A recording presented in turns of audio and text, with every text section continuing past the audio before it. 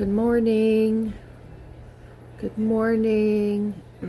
If you are seeing the little red live button at the top of the screen, that means that I am live. If you are not seeing the little red live button, that means that I am no longer live.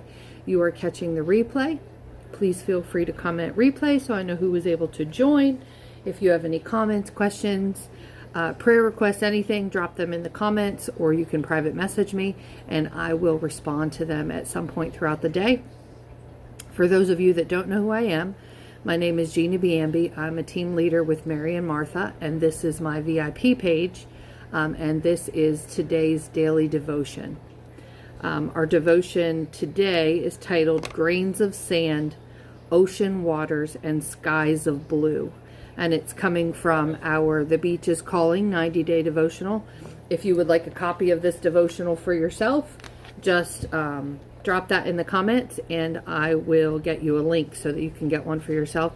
Good morning, Golda. How are you?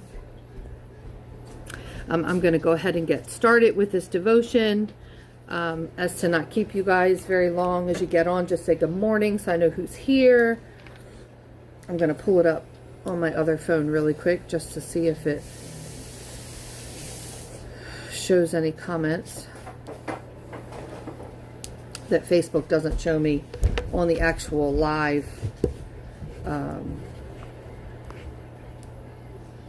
because the algorithms have been crazy lately. Okay. Grains of sand, ocean waters, and skies of blue. How precious to me are your thoughts, God. How vast is the sum of them. Were I to count them, they would outnumber the grains of sand. That's from Psalm 139, 17 and 18, the NIV version. What or who is consuming your thought life today? That's a good question. What or who is consuming your thought life today? Think about that question as we read this devotion. The answer will determine what kind of day is ahead. That's the truth. If there's a problem that looks insurmountable, a struggle to forgive someone, a feeling of loneliness, an endless list of things to do, the first thing to do is keep putting Jesus first. Always put Jesus first. If we put every thought in line behind him and remind ourselves that he thinks about us constantly, our soul's sigh of relief comes. We're on his mind, and there isn't a single thing we can do to stop the avalanche of love coming into our lives right now. God's love is the only thing we should allow to overwhelm us. It's unstoppable and all-encompassing. It's constant and comforting. It's in every thought he has of us, and those thoughts outnumber the grains of sand.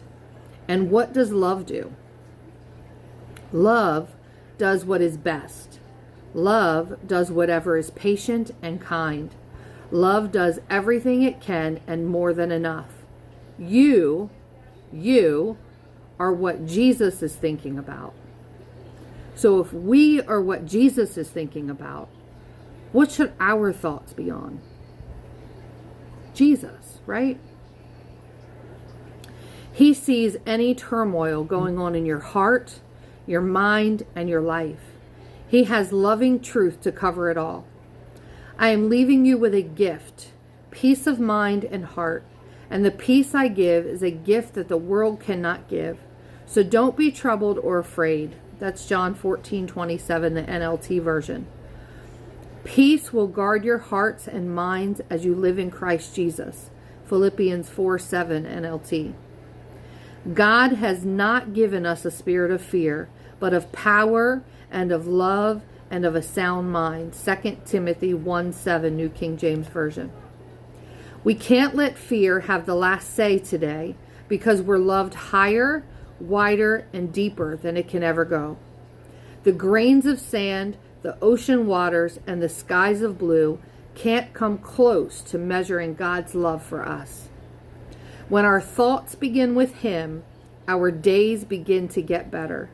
The only thing mandatory is letting Jesus manage everything, allowing his love to keep our hearts and minds at peace.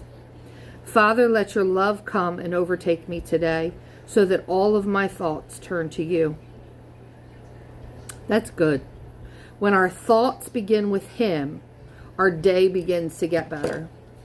I found in my life that this is so true. So true. And I've said this before in other devotions. When I get up in the morning and I'm not spending time with God before I get my day going, my day ends up being horrible. Absolutely horrible. Chaos, just craziness. But when I start my day before my feet even hit the floor, just taking time to thank Him for the very breath that I have that morning, to wake me up that morning, to sleep, have a bed to sleep in. There's so many people that don't have that, to have food to eat, everything you can think of to thank Him for. That's how I start my day, or try to start my day every day. And I notice when I don't do that, that chaos seems to arise. So I encourage you to put Jesus first. Put Him first at all times and in all things. And no matter what you're going through, no matter what your day looks like, if you put Him first, you will see that He's working things out for you. You will see that your day is better, that things go a lot smoother than they would if you don't put Him first. So I encourage you to put Him first. I encourage you to spend time with Him. Be the reason that someone smiles today. Let your light shine. Always strive to be a blessing in someone's life and never a lesson in their life. I hope you guys have a beautiful day. And again, if you want a copy of this devotional for yourself, just drop that in the comments and I'll get you a link for it. But I hope you guys have a beautiful day today, and I hope that this devotion has blessed you. Bye.